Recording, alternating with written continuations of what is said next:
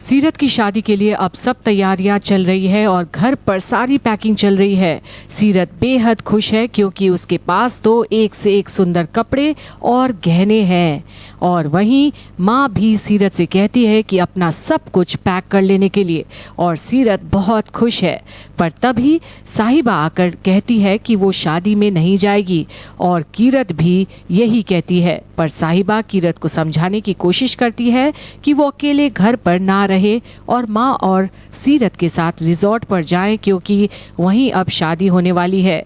साहिबा ये बोलती है कि वो तो इसलिए नहीं जा रही है क्योंकि उसे किसी और की शादी की सजावट के लिए काम मिला है। और एक बार फिर माँ साहिबा से माफी मांगती है कि वो साहिबा को शादी में नहीं ले जा पा रही है, और साहिबा को गले लगती है ये बोलकर कि साहिबा तो उसकी बेटा जैसी है, कमाने वाली और सबका ध्यान रखने वाली।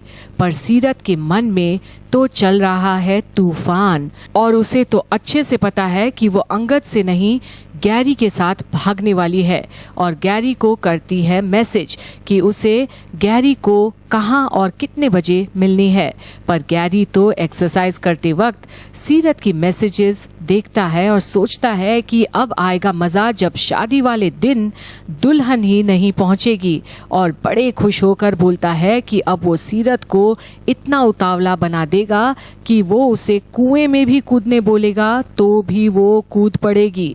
पर मैसेज का कोई रिप्लाई नहीं करता गैरी, और उसका असर सीधे सीरत पर दिखता है जब माँ घर का लास्ट खाना सीरत के लिए लाती है और रस्म के हिसाब से पहला कौर दुल्हन के मुंह में दिया जाता है, क्योंकि दूसरे दिन तो वो चली जाएगी।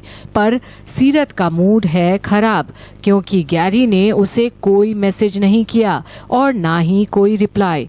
और इसी बीच माँ के हाथ का पहला निवाला सीरत धक्का दे देती है और माँ सीधे साहिबा की तरफ हाथ कर साहिबा को पहला निवाला खिला देती है।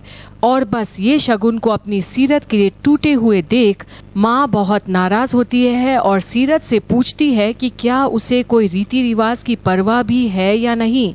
पर सीरत को तो कोई फर्क नहीं पड़ता और बोल देती है कि आखिर साहिबा की भी तो शादी एक ना एक दिन हो जाएगी, तो क्या फर्क पड़ता है अगर उसने पहला निवाला खा लिया तो। और माँ को पहले बार एहसास होता है कि सीरत बहुत जिद्दी हो गई है, जब सीरत माँ के साथ भी बहस करती है कि क्या हुआ और साहिबा और उसमें कोई अंतर नहीं। पर जब सीरत उठ के चली जाती है तो माँ को फिर से बाबा जी की बात याद आती है कि जिस समय उन्होंने कहा था कि सीरत की शादी में अड़चन आएंगे, और हैरान हो जाती है कि क्या बाबा की बोली हुई बात कहीं सच तो नहीं हो रहा।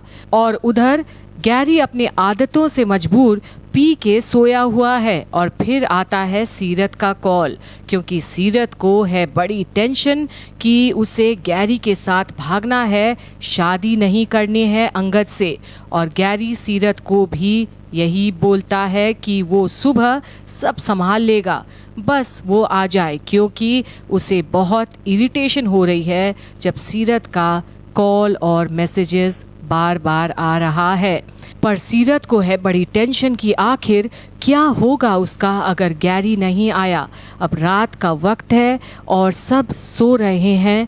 अब माँ एकदम से उठती है बाबा जी की बोली हुई बात याद करके कि सीरत का क्या होगा, और बाबा जी ने कहा था कि सीरत की शादी में अड़चने आएंगे। और घड़ी में बजे हैं 4, और बस संतोष एकदम घबरा जाती है ये याद कर और प्रार्थना करती है कि सीरत की शादी में कोई अड़चन नहीं आए। और अचानक देखती है कि पापा जी भी तो नहीं है अपने बिस्तर पर, और ढूंढने जाती है और देखती है कि उसके हस्बैंड साहिबा को गरम गरम चाय बनाकर और पराठे बनाकर खिला रहे हैं, और काफ़ी दुखी हैं कि साहिबा सीरत के शादी में नहीं जाएगी। और एक इमोशनल माँ भी बहुत प्यार से देखती है साहिबा को, क्योंकि संतोष को इस बात का एहसास है कि साहिबा जैसी बेटी तो उसे बड़ी पुण्य करने पर ही मिली है। पर क्या सीरत वाकई में अपनी शादी में नहीं होगी? और एक बार फिर साहिबा को परिवार की लाज बचानी होगी सीरत की जगह लेकर। तो क्या बाबा जी ने जो बोला था सीरत की शादी में अड़चने आएंगे और साहिबा की ही अच्छी से शादी हो पाएगी, तो क्या ये सच होगा? अब बदलने जा रही है किस्मत दोनों बहनों की या तीनों की। तो देखते रहिए तेरी मेरी डोरियां की अपडेट्स और कमेंट और लाइक करना ना भूलिएगा हमारे चैनल के वीडियोस को।